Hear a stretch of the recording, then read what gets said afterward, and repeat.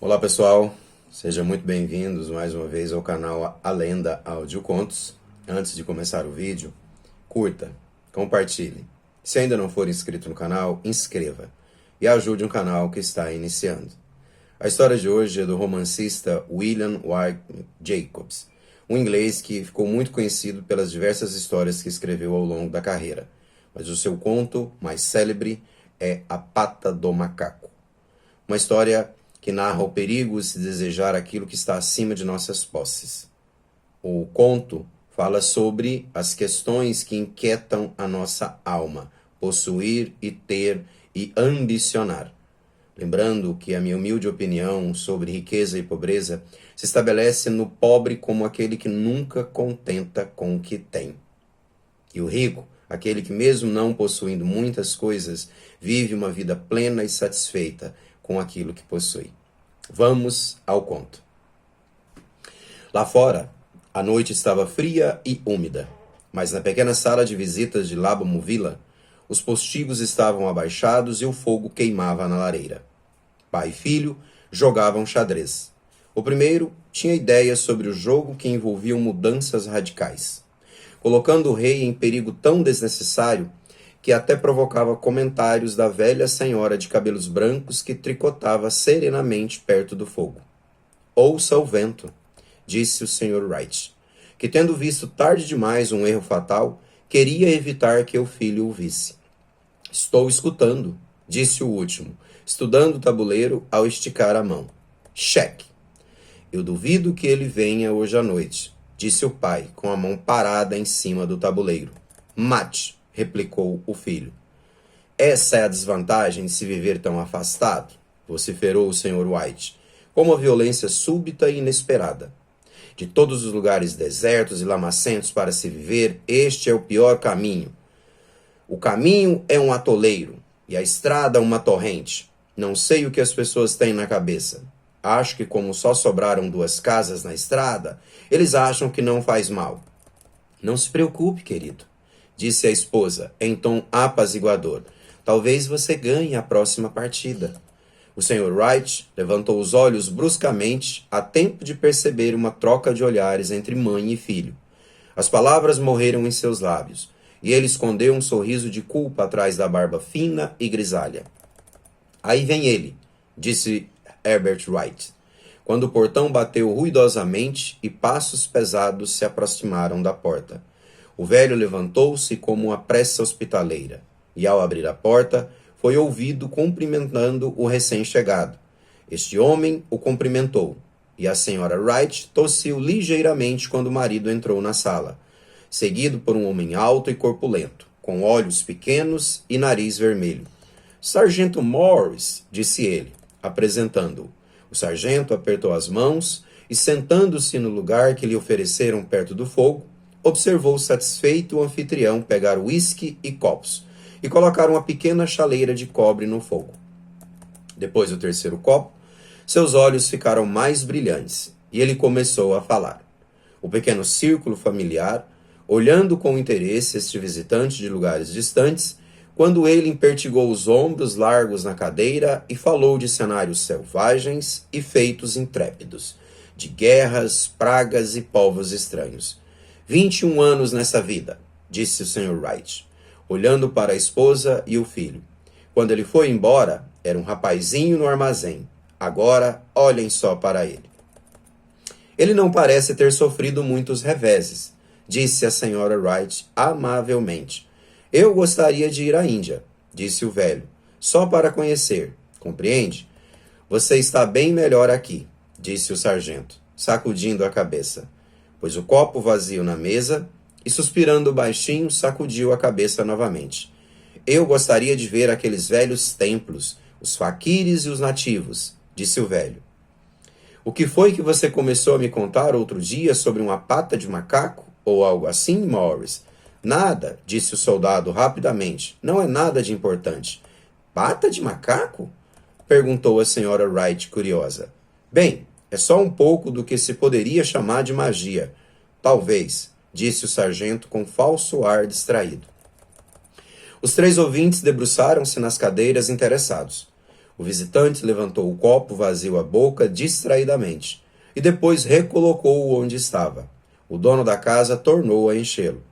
Aparentemente, disse o sargento, mexendo no bolso, é só uma patinha comum dessecada. Tirou uma coisa do bolso e mostrou-a. A senhora Wright recuou com uma careta, mas o filho, pegando-a, examinou-a com curiosidade. E o que há de especial nela? Perguntou o Sr. Wright, ao pegá-la da mão do filho, e depois de examiná-la, colocá-la sobre a mesa. Foi encantada por um velho faquir, disse o sargento, um homem muito santo. Ele queria provar que o destino regia a vida das pessoas e que aqueles que interferissem nele seriam castigados. Fez um encantamento pelo qual 3 homens distintos poderiam fazer cada um 3 pedidos a ela. A maneira dele ao dizer isso foi tão solene que os ouvintes perceberam que suas risadas estavam um pouco fora de propósito. Bem, por que não faz os seus 3 pedidos, senhor? Disse Robert White astutamente.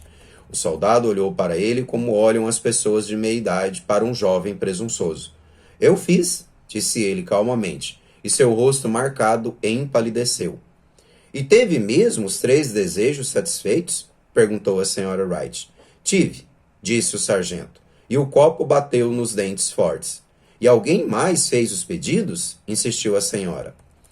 O primeiro homem realizou os 3 desejos. Foi a resposta. Eu não sei quais foram os 2 primeiros, mas o terceiro foi para morrer. Por isso é que consegui a pata. Seu tom de voz era tão grave que o grupo ficou em silêncio.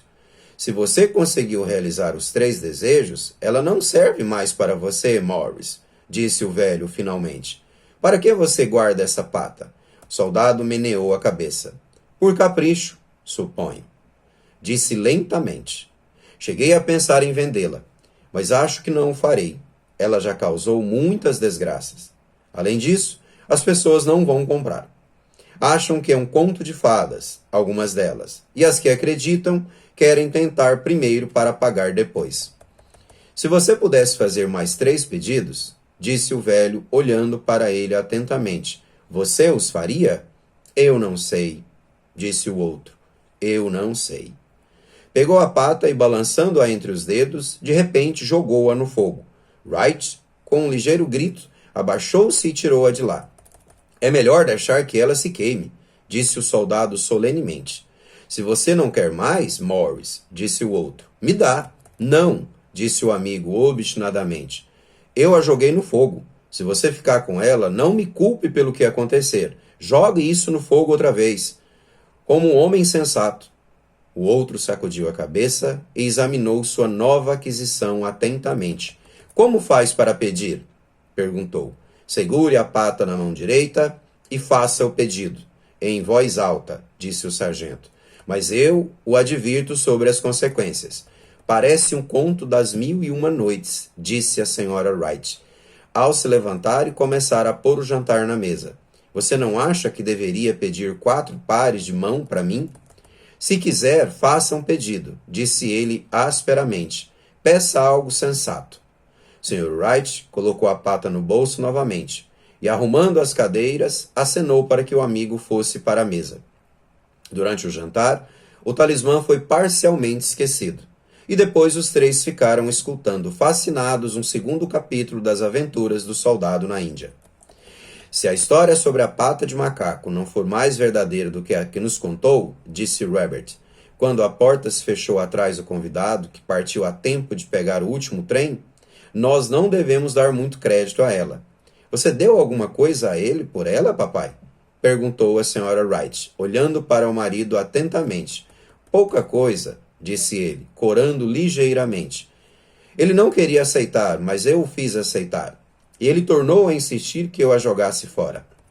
É claro, disse Robert, fingindo estar horrorizado. Ora, nós vamos ser ricos, famosos e felizes. Peça para ser o imperador, papai, para começar. Então você não vai ser mais dominado pela mulher. Ele correu em volta da mesa, perseguido pela senhora Wright, armada com uma capa de poltrona. O Sr. Wright tirou a pata do bolso e olhou para ela dubiamente. Eu não sei o que pedir, é um fato, disse ele lentamente. Eu acho que tenho tudo o que quero. Se você não acabasse de pagar a casa, ficaria bem feliz, não faria? Disse Herbert, com a mão no ombro dele. Bem, peça 200 libras, então. Isso dá.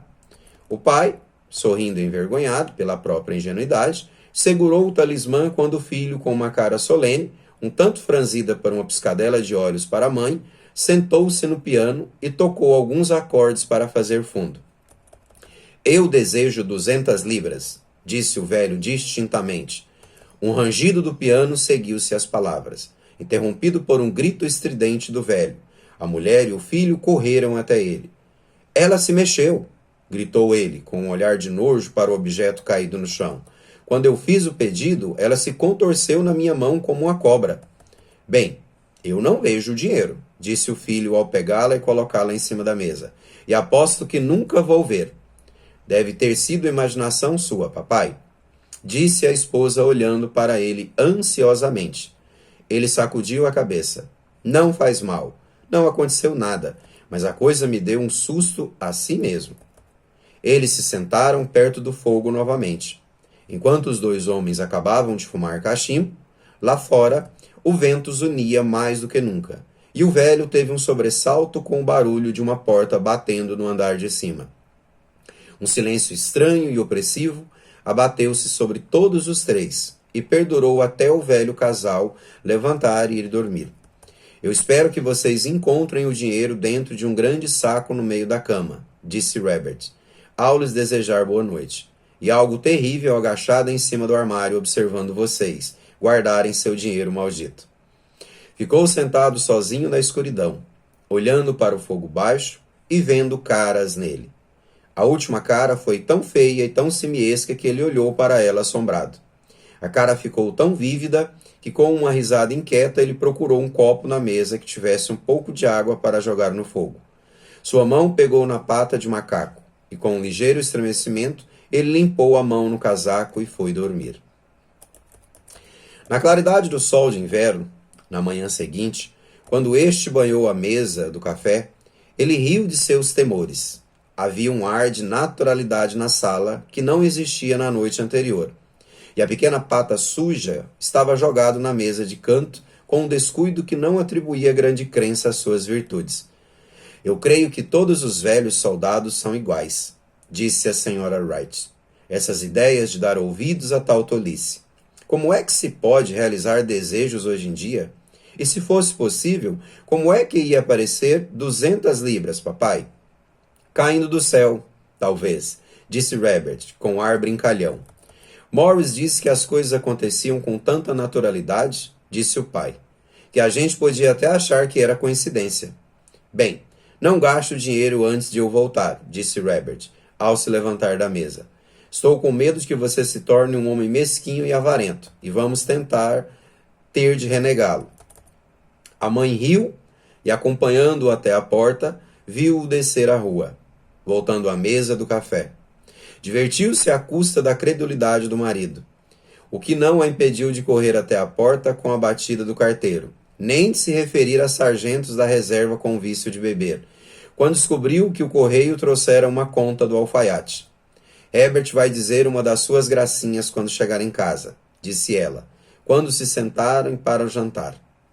Com certeza, disse o Sr. Wright, servindo-se de cerveja. Mas, apesar de tudo, a coisa se mexeu na minha mão, eu posso jurar. Foi impressão, disse a senhora apaziguadoramente. Estou dizendo que se mexeu, replicou o outro. Não há dúvida, eu tinha acabado. O que houve? A mulher não respondeu. Estava observando os movimentos misteriosos de um homem do lado de fora, que, espiando com indecisão para a casa, parecia estar tentando tomar a decisão de entrar. Lembrando-se das 200 libras, ela reparou que o estranho estava bem vestido e usava um chapéu de seda novo. Por 3 vezes ele parou no portão, e depois caminhou novamente. Da 4ª vez, ficou com a mão parada sobre ele. E depois, com uma súbita resolução, abriu-o e entrou. A senhora Wright, no mesmo momento, desamarrou o avental, rapidamente colocando-o debaixo da almofada da cadeira. Convidou o estranho, que parecia deslocado, a entrar. Ele olhou para ela furtivamente e ouviu preocupado a senhora desculpar-se pela aparência da sala e pelo casaco do marido, uma roupa que ele geralmente reservava para o jardim. Então, ela esperou com paciência que ele falasse do que se tratava, mas a princípio, ele ficou estranhamente calado.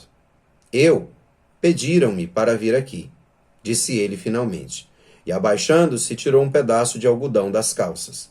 Eu venho representando Mal e Magnus. A senhora sobressaltou-se. Aconteceu alguma coisa? Perguntou ela, ofegante. Acontece alguma coisa a Rabbit? O que é? O que é?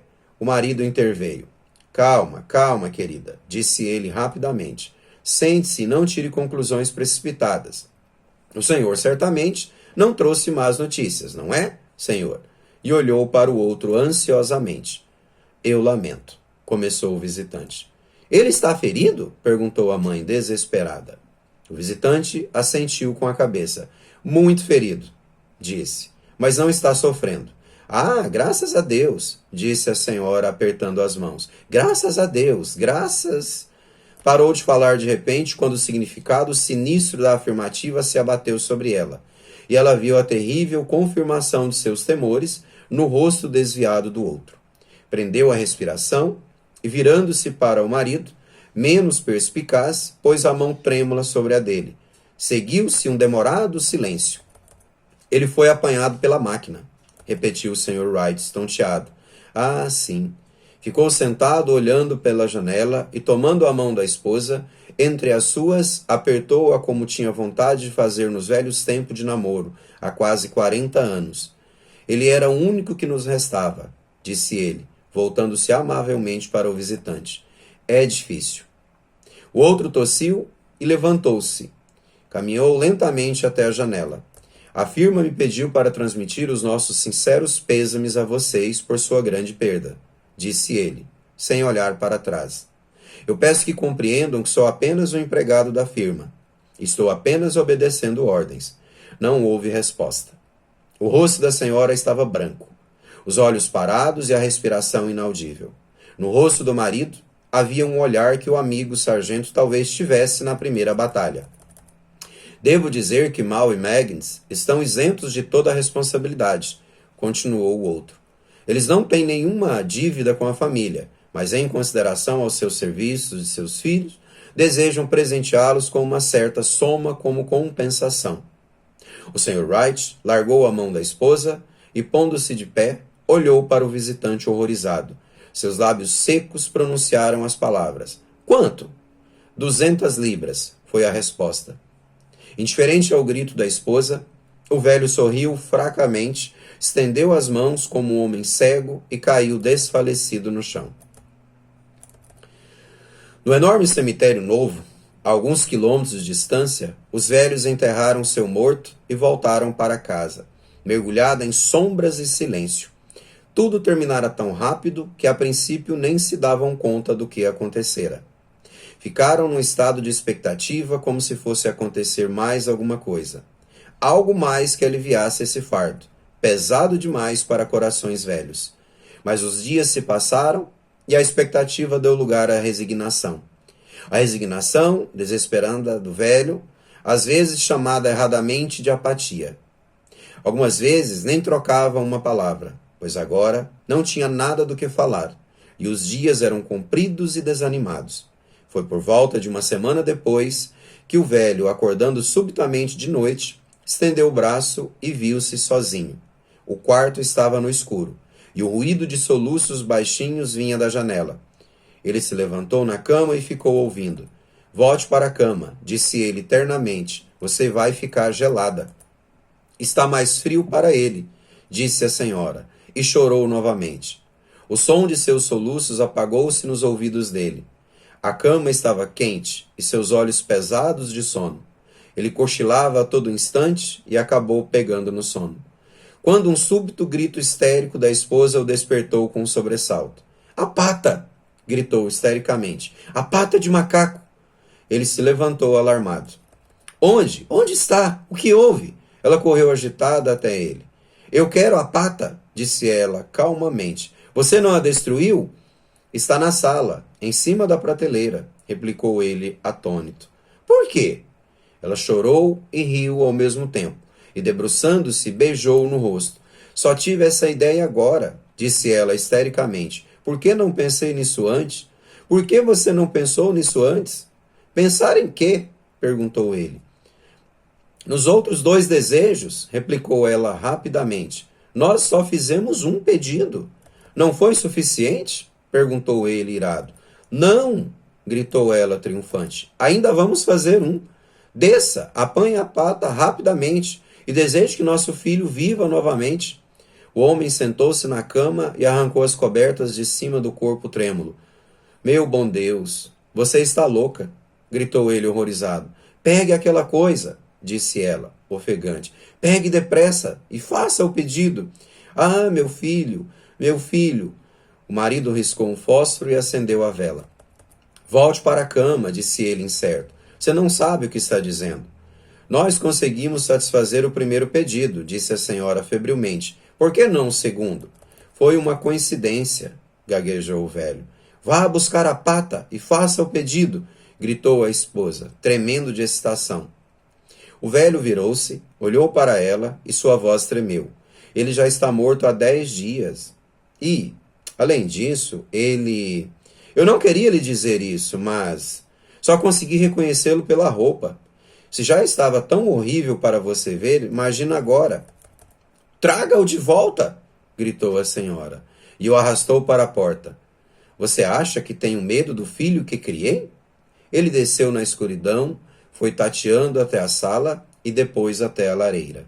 O talismã estava no lugar, e um medo horrível de que o desejo ainda não expresso pudesse trazer o filho mutilado apossou-se dele, e ficou sem ar ao perceber que perdera a direção da porta. Com a testa fria de suor, ele deu volta na mesa, tateando, e foi se amparando na parede até achar no corredor com a coisa nociva na mão. Até o rosto da esposa parecia mudado quando ele entrou no quarto. Estava branco e ansioso, e para seu temor, parecia ter um olhar estranho. Ele sentiu o medo dela. Peça! Gritou ela, com voz forte. Isso é loucura, disse ele com voz trêmula. Peça! Repetiu a esposa. Ele levantou a mão. Eu desejo que meu filho viva novamente. O talismã caiu no chão e ele olhou para a coisa com medo. Então, afundou numa cadeira trêmulo, quando a esposa, com os olhos ardentes, foi até a janela e levantou a persiana. Ficou sentado até ficar arrepiado de frio, olhando ocasionalmente para a figura da velha senhora espiando pela janela. O cotoco de vela que queimara até a beirada do castiçal de porcelana jogava sombras sobre o teto e as paredes, até com um bruxulear maior do que os outros, se apagou. O velho, com uma imensa sensação de alívio pelo fracasso do talismã, voltou para a cama, e 1 ou 2 minutos depois, a senhora veio silenciosamente para o seu lado. Nenhum dos dois disse nada, mas permaneceram deitados em silêncio, ouvindo o tic-tac do relógio. Um degrau rangeu e um rato correu guinchando através do muro. A escuridão era opressiva, e depois de ficar deitado por algum tempo, criando coragem, ele pegou a caixa de fósforo e, acendendo um, foi até embaixo para pegar uma vela. Nos pés da escada, o fósforo se apagou, e ele parou para riscar outro. No mesmo momento, ouviu-se uma batida na porta da frente, tão baixa e furtiva que quase não se fazia ouvir. Os fósforos caíram-lhe da mão e espalharam-se no corredor. Ele permaneceu imóvel, com a respiração presa até a batida se repetir. Então virou-se e fugiu rapidamente para o quarto, fechando a porta atrás de si. Uma terceira batida ressoou pela casa. — O que é isso? — gritou a senhora, levantando-se. — Um rato, disse o velho com voz trêmula. — Um rato. Ele passou por mim na escada. A esposa sentou-se na cama, escutando. Uma batida alta ressoou pela casa. — É Herbert! — gritou. — É Herbert!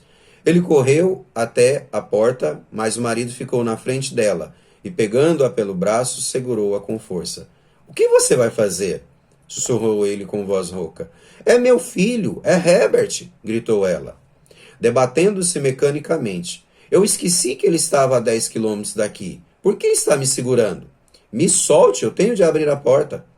Pelo amor de Deus, não deixe entrar, gritou o velho tremendo. Você está com medo do próprio filho? Gritou ela, debatendo-se. Me solte! Eu já vou, Herbert, eu já vou! Ouviu-se mais uma batida e mais outra. A senhora, com um arrancão súbito, soltou-se e saiu correndo do quarto. O marido seguiu-a até a escada e chamou-a enquanto ela corria para baixo. Ele ouviu a corrente chacoalhar e a tranca do chão ser puxada lenta e firmemente do lugar. Então a voz da senhora soou nervosa e ofegante. A tranca! Gritou ela alto. Desça, que eu não consigo puxar a tranca. Mas o marido estava de joelhos no chão, procurando a pata desesperadamente. Se pelo menos conseguisse encontrá-la antes que a coisa entrasse, uma série de batidas reverberou pela casa, e ele ouviu o arrastar de uma cadeira quando a esposa a colocou no corredor, encostada na porta. Ouviu o ranger da tranca, quando essa se destravou lentamente, e no mesmo momento encontrou a pata de macaco. Desesperadamente fez o terceiro e último pedido. As batidas pararam subitamente, embora ainda ecoassem na casa. Ele ouviu a cadeira ser arrastada de volta e a porta se abrir. Um vento frio subiu pela escada, e um gemido alto e demorado de decepção e tristeza da esposa lhe deu coragem para correr até ela e depois até o portão. O lampião da rua que tremulava do outro lado brilhava numa estrada silenciosa e deserta. Até o próximo vídeo.